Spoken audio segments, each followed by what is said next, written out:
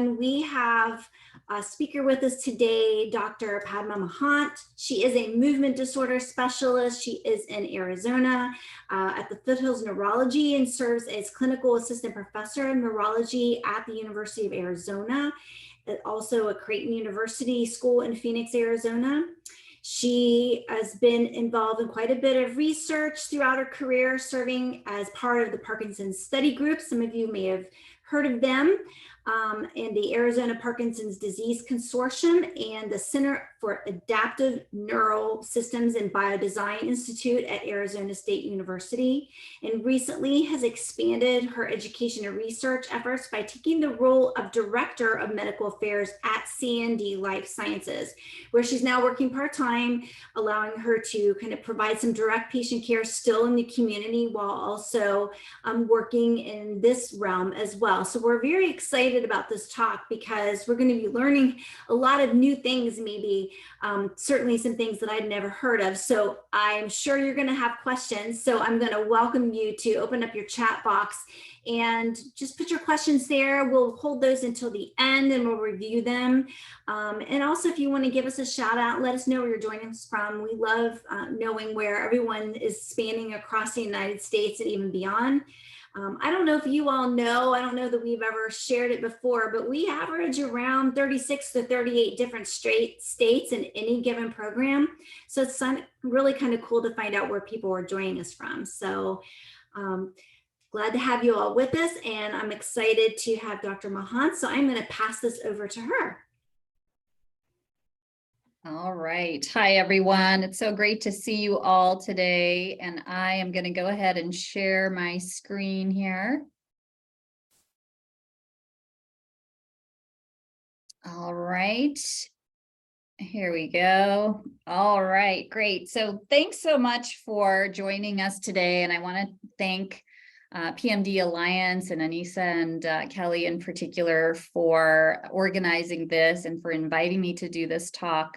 I'm very excited about what we're seeing in terms of how we can potentially diagnose Parkinson's and related conditions more accurately. And not only that, potentially we can use these diagnostic strategies in developing better treatments.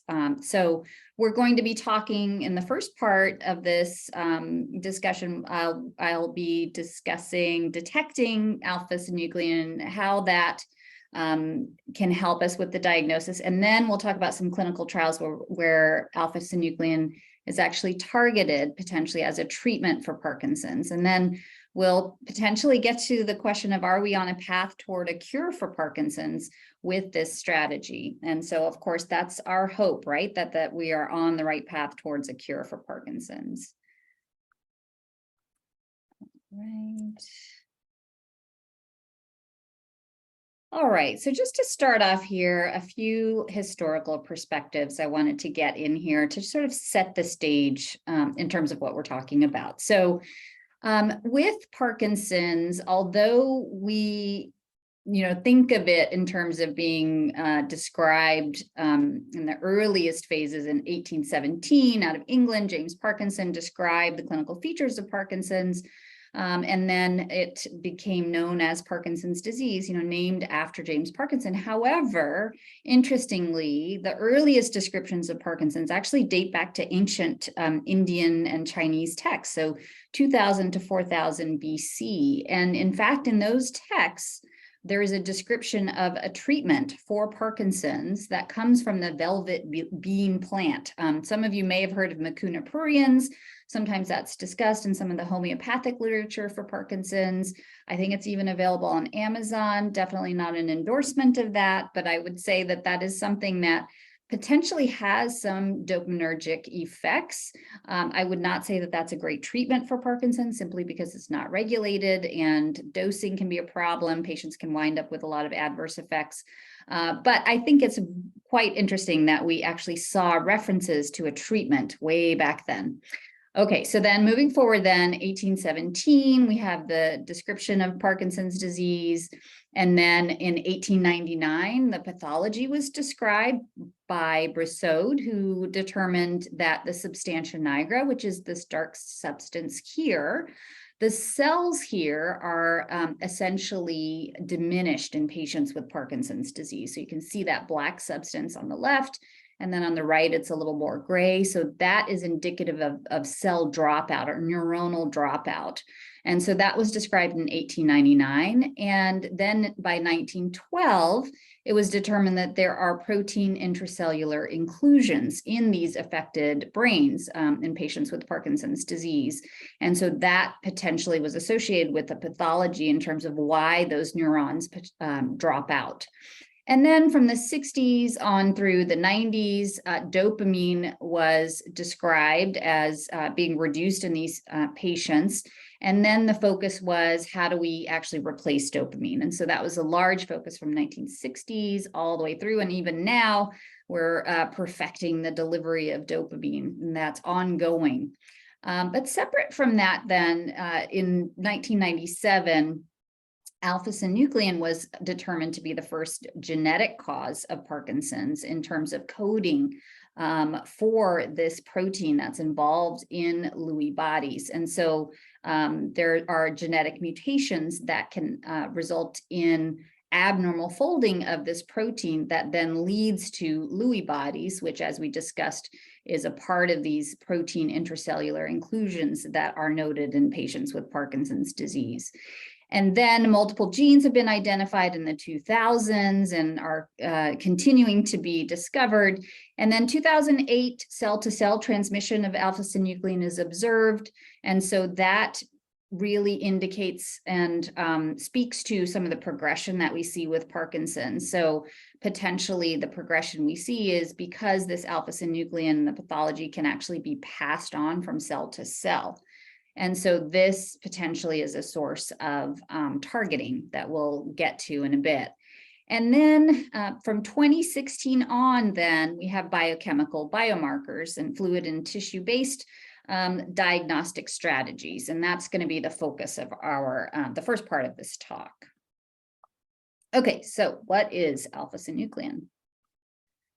All right, so here we have the chemical structure here essentially. So in this diagram B, this is sort of what it looks like in cells, this sort of squiggly line here. That's essentially what it looks like. And then the stretched out version is A. And that basically is a deep dive in terms of what are the components of this protein. So it is a 140 amino acid protein. And what you see, there are different parts of that protein, the N-terminus on the left, and this is where a lot of the mutations occur, lead to basically modifications or changes in this part of the protein. And that leads to that protein potentially becoming stickier and aggregating. And then there are potential toxic triggers that can lead to post-translational phosphorylation, and that pathologically then can lead to aggregation as well. And that occurs at the C-terminus here of the protein. And so the genetic on the N-terminus side, the toxic or sporadic form potentially on the C-terminus side, where you have phosphorylation sites. And so this is very important because this is what is potentially being detected in a lot of these tests that we're going to talk about today. And so the protein itself localizes specifically to the nerve terminal. And so the effects there are in terms of release of neurotransmitters at the nerve terminal. So when neurons talk to each other, at the very end of that nerve, which we'll take a look at that a little closer in terms of a diagram, at the very end of that nerve, basically you can have these little vesicles that serve to communicate with the next nerve. And so this protein is coded by the SNCA gene. And as I said, there have been mutations that have been described. The first one was described in 1997. And this protein, again, is a constituent of Lewy bodies in both sporadic and familial PD. Okay, so here is what I was discussing in terms of the alpha-synuclein in this nerve terminal. So this is a nerve here. This is the end of that nerve, and this is the beginning of the next nerve. And so what's in these little bubbles here, or synaptic vesicles, are neurotransmitters. In this case, it's dopamine. And so the alpha-synuclein in the green here, if you can see that, it can just sort of float about in that nerve terminal. And then when it binds to the synaptic vesicle, it is involved in neurotransmitter release at the terminal there, the nerve terminal, and then that's allowed to then communicate and have effects on the postsynaptic neuron terminal. And so the exact mechanism or what alpha-synuclein does here is not exactly known. We do know that there can be problems with inhibiting neurotransmitter release when alpha-synuclein is overexpressed, and elevated levels of wild type alpha-synuclein is disease causative. However, the story doesn't really end there. It's not all about just get rid of alpha-synuclein, because there are some cases where alpha-synuclein or synuclein in general can lead to diminished levels of that, can lead to other conditions like certain forms of autism. So we can't just clear out all the alpha-synuclein because it does play a role. But what we want to do is regulate alpha-synuclein expression and get rid of the toxic forms and keep the sort of good forms, if you will. And so now let's talk about protein misfolding and how that leads to Lewy bodies and Lewy neurites. And this is the first step in a cascade of events that actually leads to neurodegeneration or loss of those dopamine producing cells. And so here again, at the very top, we have that stretched out view of alpha-synuclein, and this is sort of the biological conformation here, or structure, the squiggly. And so then the C here in the middle shows you what the monomers look like of this protein. And so the monomers do what they need to do, and that is part of a healthy system. Oligomers start to aggregate and then can form fibrils. And that's where we get into trouble. And so when this happens, and we don't know exactly what the trigger is here. So in some cases, it could be, again, a genetic mutation that leads to this formation, these oligomers and fibrils. But it also could be sporadic. Is it a toxin? Is it pollutants? That's been described recently. You know, air pollution has been associated with Parkinson's. Nanoplastics have been described, viruses have been described. So what that trigger is may be different in every individual, but there is a trigger there that causes these monomers to form oligomers to then form fibrils. And then what happens is those fibrils enter the neuron. So the Lewy neurites here, that's in the axon of the cell, Lewy bodies in the nucleus side of the cell, or the cell body side. And then that leads to degeneration of that neuron. So not only do those cells not do well, but then surrounding those degenerating cells, we have inflammatory cytokines, activated microglia. So basically you have this inflammatory response that is trying to heal this degenerating process, but this winds up potentially doing more damage, and then you have even more dropout. So there is this element of degeneration, but there's also this element of inflammation causing further damage. And so you can see the difference here between the healthy neuron and the degenerating neuron. Here you have resting microglia, here there are activated microglia, and then reactive astrocytes versus non-reactive astrocytes. And so here, this dark substance, that's what we need to see in the healthy substantia nigra, and in the substantia nigra patients with Parkinson's disease, you can see that loss of that dark substance there, which indicates the loss of those cells that produce dopamine. And so potentially we can see evidence for synuclein-based neurodegeneration that's more widespread than just the brain. So as you can imagine, the substantia nigra, you can't necessarily get in there and see what's going on with the substantia nigra. If you're still using your brain, you need that substantia nigra intact. And so there's not a great way to actually visualize that. And so how can we potentially get to this aspect of synuclein neurodegeneration? How can we actually find that? Potentially, we can see that in other tissues. So in post-mortem tissues, there is widespread evidence of neurodegeneration beyond the brain: enteric nervous system, adrenal gland, vagus, epicardial plexus, stellate ganglion. So all of this led researchers to think perhaps there's a tie-in with some of the prodromal symptoms that we see with Parkinson's. For example, GI symptoms can often predate the motor symptoms of Parkinson's. And potentially there have been studies that have shown that there's evidence of synuclein degeneration and abnormal alpha-synuclein within the walls of the colon. So in colon biopsies from colonoscopies, you can actually see this evidence. And so potentially these tissues then are a way to get at diagnosis. By taking a sample of these tissues, we can actually see evidence for this abnormal synuclein or phosphorylated alpha-synuclein in the case of the skin in particular. And so there are also other bodily fluids where we can see evidence for alpha-synuclein-based neurodegeneration as well. And that's the CSF, plasma, and tears even.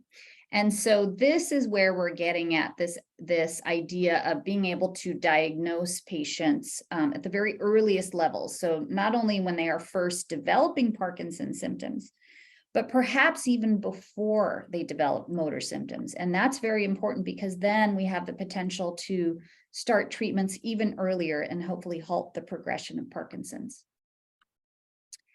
So the first sort of diagnostic test that we'll look at here that's available is the skin biopsy and the SYN1 test.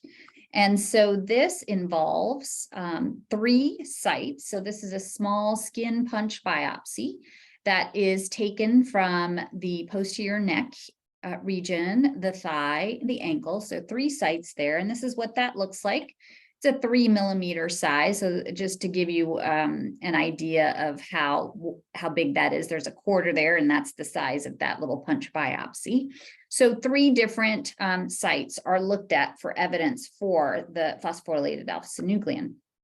And so within that biopsy is the epidermis and the dermis. So this is basically that little core that's taken out, and then that's placed into cells, and then pathologists can then subsequently read each of these sections and look for this phosphorylated alpha-synuclein.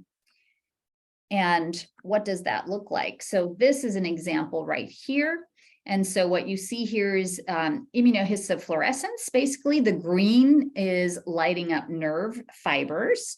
And then the red stain is actually staining for phosphorylated alpha-synuclein. And what we want to see is, if there's evidence for Parkinson's, is the co-located phosphorylated alpha-synuclein within these nerve fibers or fibrils.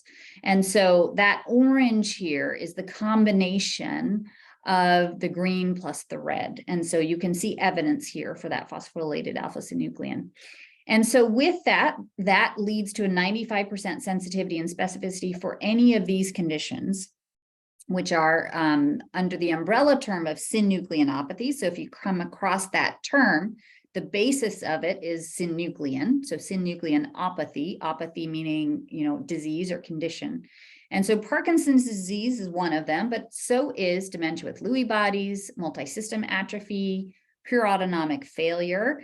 And there is increasing evidence now that the patterns that we see in terms of where this phosphorylated alpha-synuclein shows up on the body can give us an idea of whether the patient may have Parkinson's disease or MSA or dementia with Lewy bodies. So not only now can this test determine if the synuclein, the abnormal synuclein is present, we can also potentially differentiate these different conditions, which is a major plus in terms of planning clinical trials.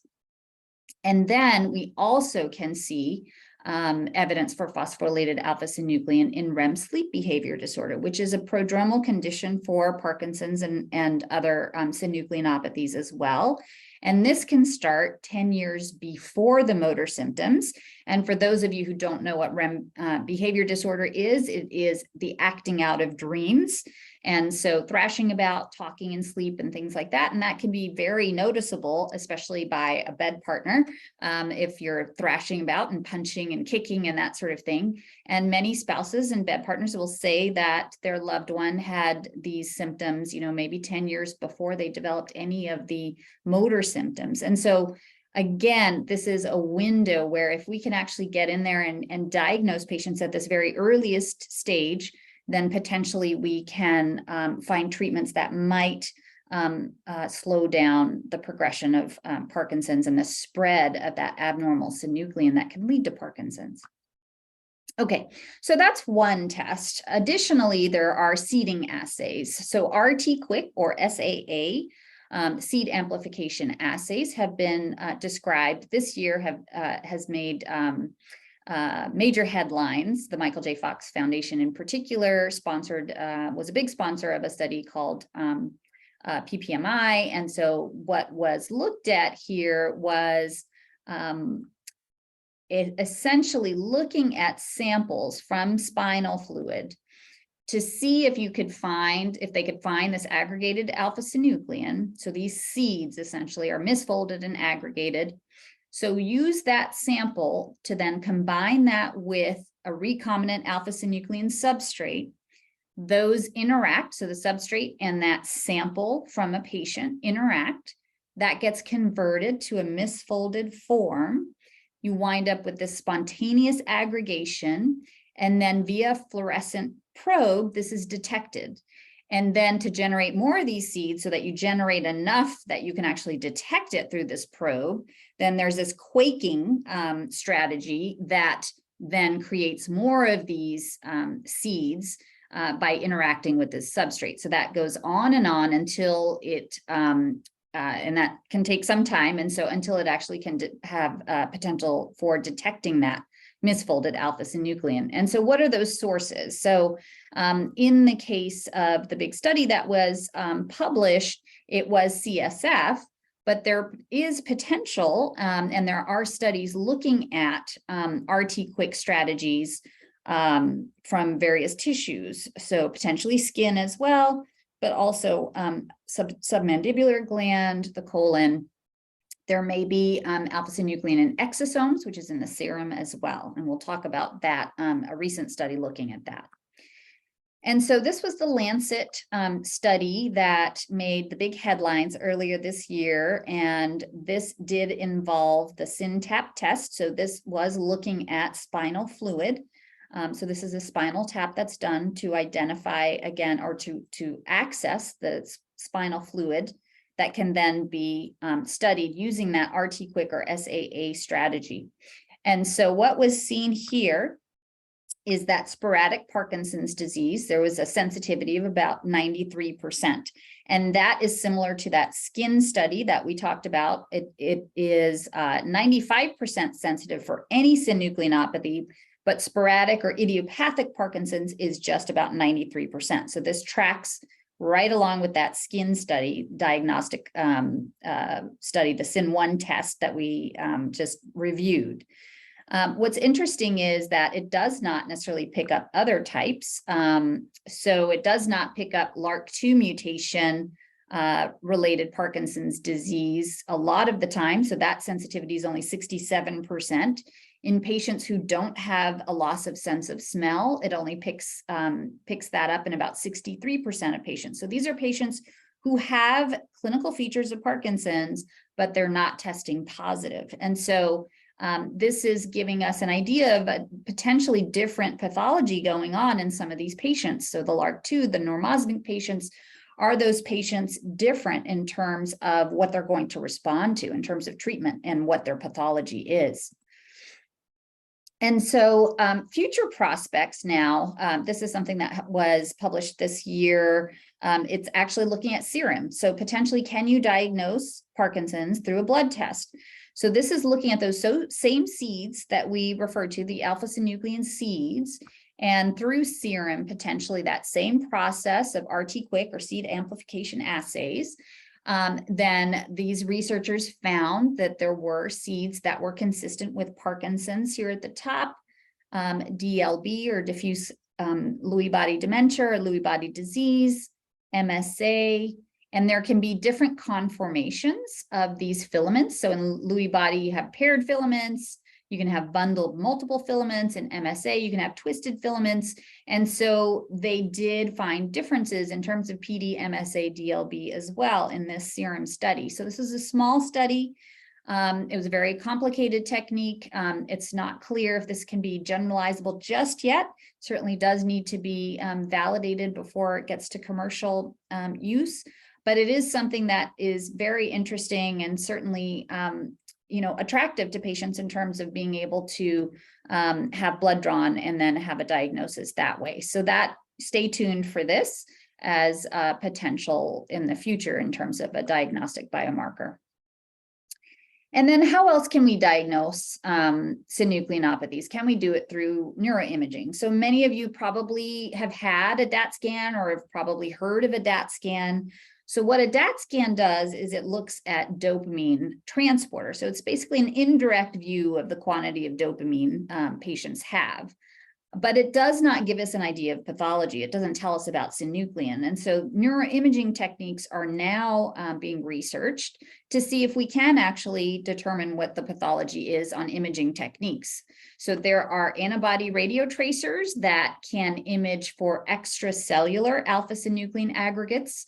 And there are also small molecule radiotracers that potentially can actually get into the cell in terms of detection and see those alpha-synuclein aggregates within the cell. And these are primarily PET tracers that we're looking at here. And so again, this is one of those stay tuned, but this may also revolutionize how we diagnose Parkinson's as well by seeing the actual imaging of synuclein in the brain. Okay, so where are we with biomarkers? So essentially what happens is that researchers develop new biomarker tests. Government, helps to fund that research, and then insurance companies provide test coverage, usually after regulatory bodies approve tests.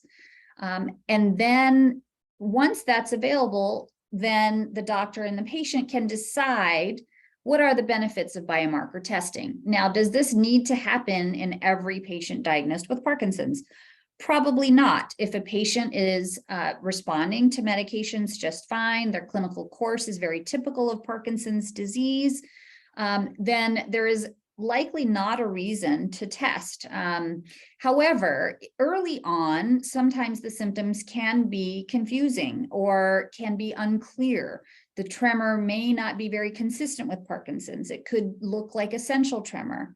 So if there's that concern, then it can help with diagnosing Parkinson's in the very earliest phases.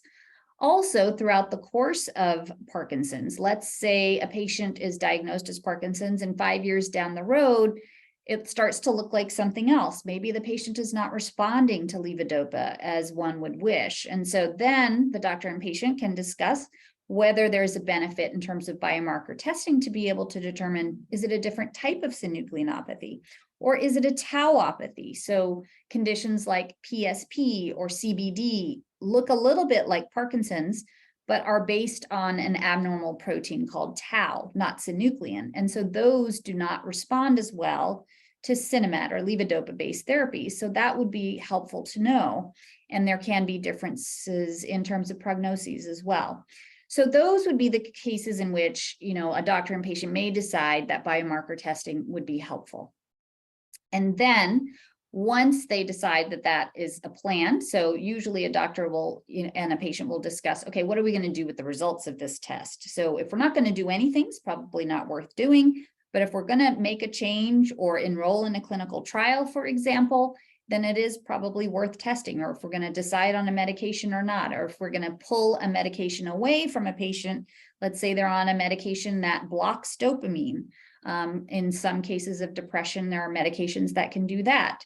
So if we have an idea then that it could be the medication that's doing that and not an intrinsic Parkinson's pathology going on, then we might want to consider pulling the patient off that medication. So there are some strategies that can take place once that testing is done. And then pharmaceutical companies now can develop precision medicine based on these biomarkers. So we'll get to this in the next slide here in terms of precision medicine. Now, this, I should say, is really the way medicine is going, not only for Parkinson's, but for most conditions. So the idea is that better diagnostics will give us better treatments. And so without personalized medicine, some patients benefit in terms of a certain medication that's studied and some don't. And why is that? because these patients are not the same. They may not have the same condition. They may not have the same pathology for whatever condition is being studied. So that same therapy for each of these individuals, maybe it helps for some folks, but for some there's no benefit. And for others, there may be adverse effects. And so with personalized medicine, the idea is each patient receives the right medicine for them. So with biomarker diagnostics, then you can make sure that you have the right treatment for the patients here in green. You have another treatment for the patients here in dark blue, dark green, and light blue. And then you have another type of treatment for the folks who are in blue here. So different conditions, different therapies, minimizing adverse effects potentially and increasing the potential benefit. And so this is really what we're looking at in terms of why are we looking so closely at, trying to diagnose things more precisely, is because then we can develop potentially better treatments. Okay, so now we will talk about therapeutic targeting of alpha-synuclein. So now that we talked about how can we actually detect alpha-synuclein, that is that prime sort of pathology of Parkinson's disease. Now, how can we get to that alpha-synuclein and improve that pathology that leads to Parkinson's disease? So here we'll just kind of run through and go through sort of, again, this cycle of alpha-synuclein and how it winds up leading to neurodegeneration. We talked about this a little bit before, but the DNA is sort of the blueprint for SNCA. And so there can be mutations here that make this protein sticky and lead to these aggregates here. There can also be aging or idiopathic forms of disease like we discussed. There can be triggers like viruses, pollutants, toxic forms, TCE, for example. Various toxins can actually lead to Parkinson's as well. So it basically winds up making alpha-synuclein very sticky, and it aggregates. And then when that aggregation happens, then Lewy bodies can be formed, and that then can lead to neurodegeneration of the substantia nigra, which we saw earlier. And so what we have here in the green boxes are the areas that we can actually target. And I should say that there are all clinical trials that are looking at this. There's not been anything as of yet that's been approved. So these are all under study. So everything we're talking about today are all things that are in clinical trials. And we're going to talk about just samples today in terms of some of these clinical trials. There are so many out there. It's just beyond the scope of this talk to talk about all of them. But I tried to pick some examples that I thought would be helpful to illustrate how we can actually target alpha-synuclein in different ways. So the first way is to reduce alpha-synuclein expression. So how can we actually stop the alpha-synuclein from being expressed? How can we then reduce alpha-synuclein aggregation, so stop it from clumping? How can we actually enhance degradation of alpha-synuclein, those aggregates, intracellularly or extracellularly? And then how can we prevent spread? So we're going to focus on these green targets, if you will, in terms of trying to improve or take away this abnormal alpha-synuclein. So RNA silencing is one thing that can be done, or ASO, or antisense oligonucleotides. And so what does that mean? So basically this DNA is sort of the blueprint that winds up getting converted to mRNA, and mRNA is then converted into protein. And so you have this template here that allows for the conversion into protein. And so what ASOs are little snippets that fit into this template here and prevents the mRNA from being read, and therefore there's no protein synthesis that's allowed. And so ASO oligonucleotides do this, and there are, and that downregulates RNA, and there are some clinical trials looking at this already. BIIB094. So a lot of these are just letters. So it's sort of this alphabet soup. They don't quite have names yet, but this is one. This is an antisense oligonucleotide targeting LRRK2, and that's involved in lysosomal degradation. And this is an intrathecal injection. So it actually goes into the spinal canal. And so that delivery is necessary. It's necessary to go into the spinal canal to deliver this. So, so that can be a little difficult in terms of the actual administration of that drug. Another one is BIIB101. This is an antisense oligonucleotide, again, targeting alpha-synuclein mRNA. And again, this is an intrathecal phase 1 for multisystem atrophy. So that's one method. Translation modulators essentially prevent protein from being translated. And so what happens here in low iron states is that the mRNA combines with this complex here, and you don't have protein translation because it can't be grabbed by the ribosome to allow for that translation. In Parkinson's disease and related conditions, there's a high iron state, and that prevents this complex from attaching. And so the mRNA goes through the ribosome and then gets read out as this neurotoxic protein. And so buntanetap actually blocks this and prevents that or allows essentially that complex to adhere here. And then you don't have protein translation because the ribosome is then blocked from reading that mRNA. And so this is a small molecule that prevents translation of the neurotoxic protein. There's a phase 2 for PD. It's a short exploratory trial. It's safe and well tolerated. And then the phase 3 is ongoing for PD. So it's progressing through the different phases of clinical trials. Okay, so next step. Let's see if we can then reduce alpha-synuclein aggregation. So that's the target there. And Minza-Solomon is a strategy for this. And so what we see here is membrane-bound alpha-synuclein oligomers. So again, these clumpy conformations or shapes of alpha-synuclein are sitting here, causing damage. And so this compound can actually, if you can kind of picture if your hair is tangled and you spray some detangler on there and it releases those tangles. That's the idea here, is this with this compound, you can actually untangle those clumps, that conformation that's all clumpy there, and release those oligomers into monomers and then prevent aggregation into Lewy bodies. And so that's the idea behind this compound. It is orally available, which is obviously that is something that's more attractive than something like an intrathecal administration of a compound like we discussed earlier. There's a phase 2b trial going on for PD here, and it's designed to disrupt the early stages of that alpha-synuclein aggregation cascade. And so far, safety has been noted, and it's tolerable as well, well tolerated, and it is getting into the CSF. So for many of these trials, they're looking to see, does that compound actually make it to the CSF, and is that how it's working? And so they'll do a spinal tap to see if it's actually penetrated and made it through the blood-brain barrier to the brain, which is where we need it to go. Okay, another compound that can reduce aggregation is ANLE138B. And so what this does is it binds to oligomers and alters their structure and then inhibits these neurotoxic properties. So it basically converts them into these non-toxic oligomers and monomers. And therefore you can regain normal alpha-synuclein function.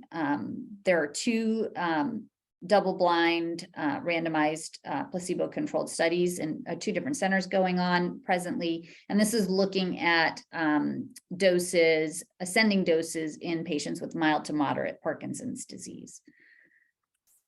It's also being studied in MSA as well. Okay, so now how can we enhance degradation of alpha-synuclein? So let's say we haven't been able to reduce the aggregation, we haven't been able to reduce the expression.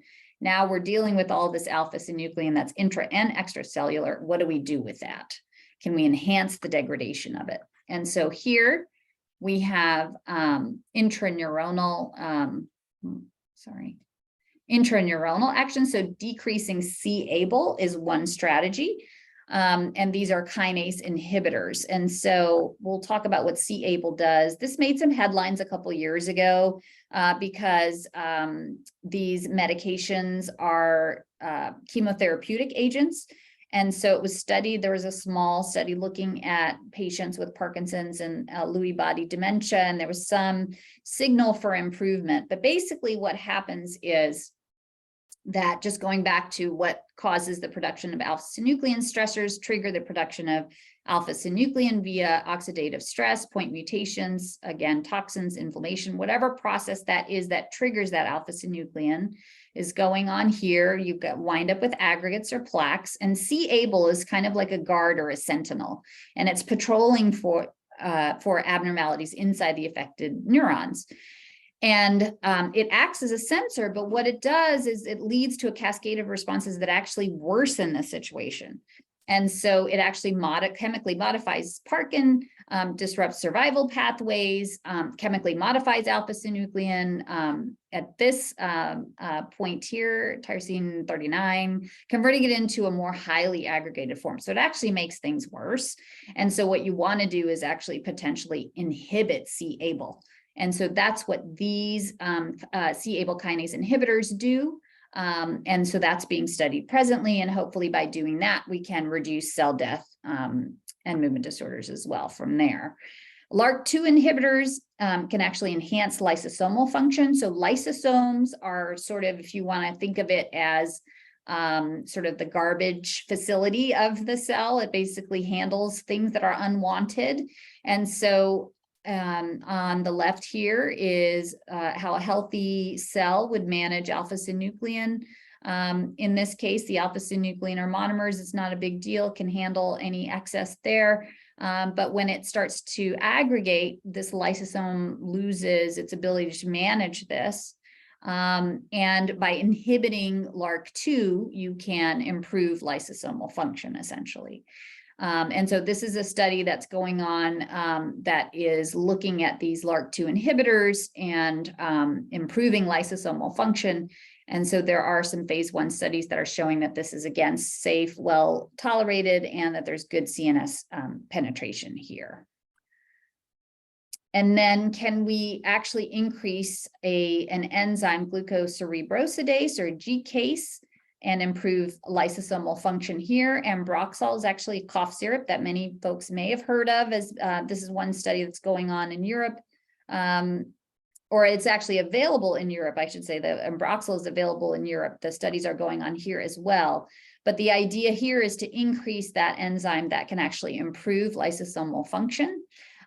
So what can happen here is that the endoplasmic reticulum and the Golgi movement of GCase gets inhibited by alpha-synuclein. And so Ambroxol is essentially a chaperone to allow GCase to do its job and get in there into that sort of garbage facility, if you will, and handle this insoluble alpha-synuclein and prevent development of synuclein, Lewy bodies and abnormal synuclein. So that's the idea behind this, is to increase that enzyme so the lysosomes can do their job.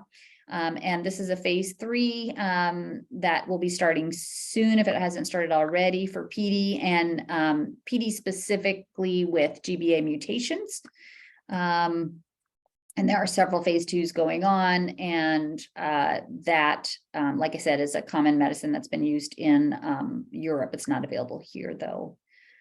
Okay, and then finally, how can we prevent spread of alpha-synuclein? So as we discussed, potentially we can see alpha-synuclein spread from cell to cell or neuron to neuron. And so that can lead to the pathology or the progression of Parkinson's disease. So how can we potentially prevent alpha-synuclein spread? Well, we can use our body's own immune system potentially, or we could provide antibodies potentially to block this abnormal alpha-synuclein. And so there were 2 studies that were looked at in terms of this idea of passive immunity, cinpanemab and prasinezumab. This compound has been abandoned, but prasinezumab potentially might have some value. There was, again, this looked at patients with early stage Parkinson's to see if, we could slow the progression essentially. And so what came out of this study was, compared to placebo, there's a little bit of a dampening of the progression of the clinical features. of Parkinson's as measured by the Parkinson's rating scale.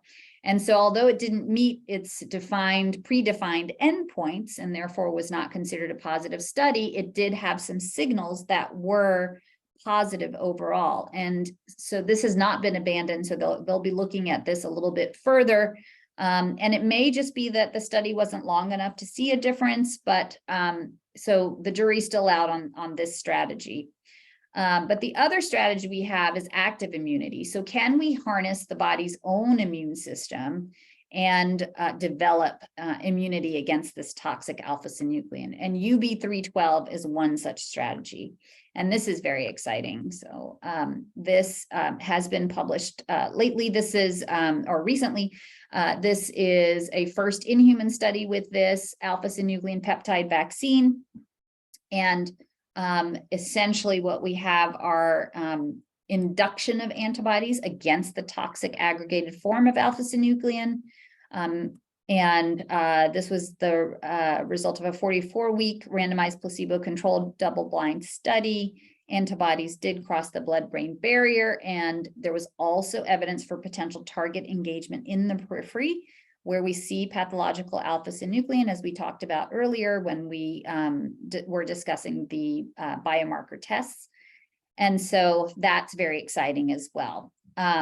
Okay, so that in a nutshell is where we're at in terms of both diagnosing and targeting the pathology of Parkinson's disease, looking at alpha-synuclein in particular. And so are we on a path towards a cure? And so the idea behind this picture, I have a feeling this is in LA or something. It looks like a crazy highway system here, but basically the idea is that there are potentially multiple paths for a potential cure. And so this is a list of compounds that are being studied actively. This was as of January of this year. And so now that we're ending the year, this is just a snapshot of what we have going on. But this gives you an idea of all of the compounds, all of the things that are being studied to both improve symptoms. So that's ST is symptomatic therapy. So all of these compounds are being looked at to improve existing symptoms in patients. Disease modifying therapies at the top here, these are being looked at as compounds to slow Parkinson's disease. And what we have in yellow that's highlighted here are compounds that are targeting alpha-synuclein potentially. And so I think we're missing some of them. There we go. And so all of these in orange are targeting alpha-synuclein. So as you can see, that's a small subset of everything that we have going on in terms of what's being studied. And so my thought is that I think this is going to play a role. So stem cells may play a role, or cell replacement may play a role, but then we have to make sure that that alpha-synuclein that's floating around doesn't get to those cells and cause neurodegeneration. So we might have to combine a stem cell approach with an approach that targets alpha-synuclein. So I think that it's going to wind up being a multi-pronged or tiered approach to potentially curing Parkinson's.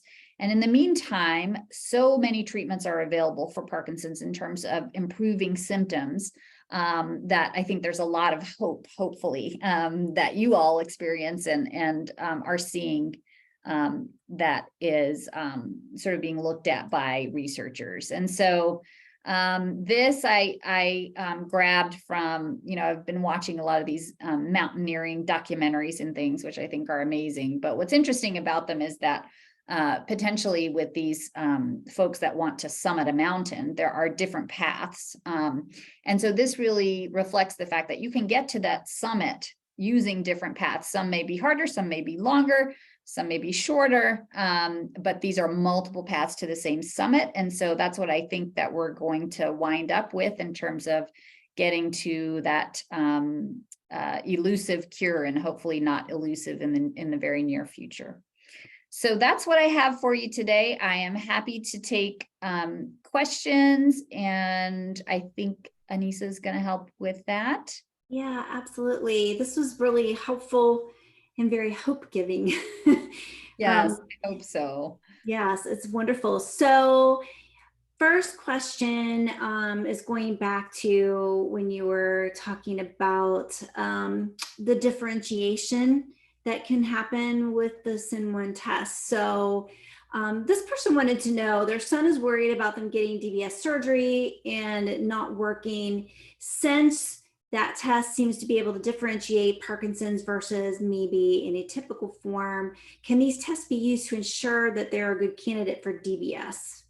That is a fantastic question. And yes, we are looking at that as a possibility. I think that's already being used clinically by many clinicians.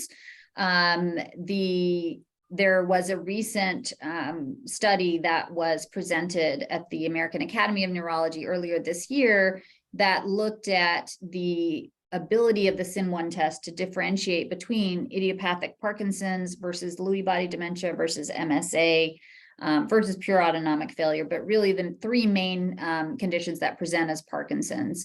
And so there were different patterns that were seen with MSA versus Lewy body dementia versus idiopathic Parkinson's. And so when there are cases of patients that look like they may be evolving into an MSA or into a Lewy body dementia, those are patients potentially that may not be good candidates for DBS. DBS could make things worse. So for example, in the case of Lewy body dementia, if memory issues are not present at the time of surgery, but there is Lewy body dementia going on, really that dementia can be exacerbated and the memory decline can be more precipitous after DBS. So we're thinking that that is a potential important clinical use for the test. There may be cases where, the pattern is a little bit in between or there's a little gray area. So we may not be able to determine for sure in every single case. But combined with clinical features, we can usually have an idea from a pathological standpoint if that's pointing towards one condition over another. And so it can be just one more tool in the tool belt to make sure that some of these strategies are the correct ones. So we're getting back to that kind of precision management. And so in that case, then perhaps Duopa would be a safer treatment, for example, rather than DBS. And so that's where, again, if we can kind of stratify and determine what exactly is the condition going on here, then we can make better decisions in terms of what the treatment will be. And so the skin biopsy only detects if there's already symptoms, including REM sleep behavior disorder, but the seeding assay can detect earlier before any symptoms. Is that? I don't know that we know that. The PPMI study actually looked at patients who either were at risk or had Parkinson's and were not treated yet. And so those patients, clearly had symptoms. I believe they did also study RBD specifically, and it may be ongoing, but we don't know necessarily in terms of patients who don't have symptoms at all. I don't think that, in the case of, for example, healthy controls that may test positive, the question is that a case where someone is going to develop symptoms at some point, or do they have symptoms presently? So the specificity is so high that those numbers are very, very low, and likely it probably does, represent someone that may develop it over time, but that number is very low in terms of, patients who don't have symptoms at all, who would be considered healthy controls. All right, we have another question. This person's a support group leader. There aren't any movement disorder specialists within 3 hours from where they live. Could synuclein tests help general neurologists and primary care physicians better diagnosis and take care of people with Parkinson's? And does Medicare cover the tests? Yes, that's a fantastic question. So yes, that's the idea. There was a CMS study that looked at movement disorder specialists and access to movement disorder specialists. And only about 9% of patients that were diagnosed with Parkinson's based on Medicare data actually, saw a movement disorder specialist. So most are seeing either a primary care doc or a neurologist, and many are seeing a PCP. And so I think about 40% are not seeing a neurologist. And so yes, that's a fantastic question. That's the idea behind these, sort of objective diagnostic biomarkers, where primary care physicians are seeing patients at the earliest stages. And if you have a quick diagnostic test, a 15-minute office-based procedure that can help with diagnosing Parkinson's, then you can get patients on the right path. And not even necessarily medication. So it might be lifestyle changes. It might be, the knowledge then prompts someone to maybe look into the Mediterranean diet a little bit more than they maybe would have otherwise, or exercise a little bit more than they maybe would have otherwise. So I think it can be helpful for patients to have that very early diagnosis. So absolutely, I think that's, one advantage of this test. And it is something that many PCPs and geriatricians are familiar with as far as the skin biopsy test anyway. It can be done within 15 minutes, little lidocaine, little punch biopsy in those 3 sites, bandage, and off you go. And so the benefit and the ease of that procedure potentially could be helpful. Excuse me, lost my voice there for a second. Last question. This person wanted to know, are drug studies going to replace our PD meds and stop the progress of PD? Once more, can you read that so again? They want to know, are these drug studies going to replace our PD meds, the ones you were talking about towards the end? Right. Yes. And stop the progress of PD. And I know you had the very last slide, you had the disease modifying ones. This question came in before that. Right. But I just wanted to kind of, I guess, bring it back to that particular slide. Yeah. Yes, absolutely. Yeah. So I don't think, I think that treatments will become better and better for patients. So I don't think, levodopa has been around for how long now? Since 67, I think, and it's still around. It still has a role. So these medications will still have a role, I think. And so they will still have some benefit for patients. I think we'll get better and better in terms of how we deliver that medication. So there's, the Duopa is one example, and there's the subcutaneous patch pumps that are going to be available hopefully very soon here. So there's different delivery methods, different compounds that are coming online that will be helpful. What it's going to replace is unclear, but I would say so far, most of these medications that have been developed still have a role for patients. It may not have a role in every single patient, but it still has a role, in a subset of patients. And so I think that will still be there as far as, stopping the progression of Parkinson's. That's the idea, certainly behind the disease modifying therapies. And so the first step with that will be to get to patients before the pathology has progressed to the point where we can't reverse things. So what we want to do is slow that progression, stop that transmission of alpha-synuclein, stop that aggregation of alpha-synuclein, or bring back cells in cases where there has been neurodegeneration. So if we can do that potentially early, then we have a chance at, halting or slowing the progression. But one thing I will say is it's been a little bit of a myth that medications cause worsening of Parkinson's. So we know from earliest stages of earliest studies of staging Parkinson's that before levodopa, patients progress through the stages much more quickly. Once the medications came on board, then patients, in terms of their timeline with the condition, in terms of worsening, significantly increased. And so it really the medications can slow Parkinson's. So don't be concerned that there's some toxicity related to the medication. Certainly you have to always watch for adverse effects. But as far as the condition itself, I would say most of these medications really can slow the progression of Parkinson's in different ways. So I think that we're already there with these medications, but we obviously want to get even further. Awesome.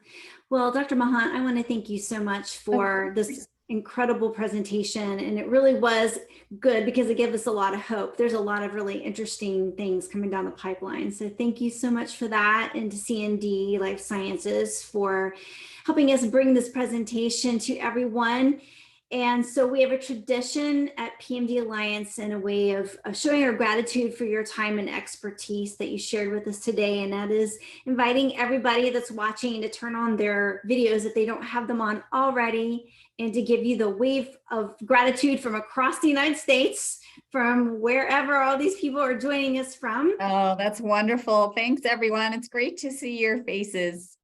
I love it. It's awesome. It was such a pleasure and an honor to talk to you all today. Well, it was a pleasure having you. And the comments are, this has been excellent, great presentation. So we thank you so much for your time. My pleasure. Thanks, My pleasure. everybody. Thanks, everyone. Bye.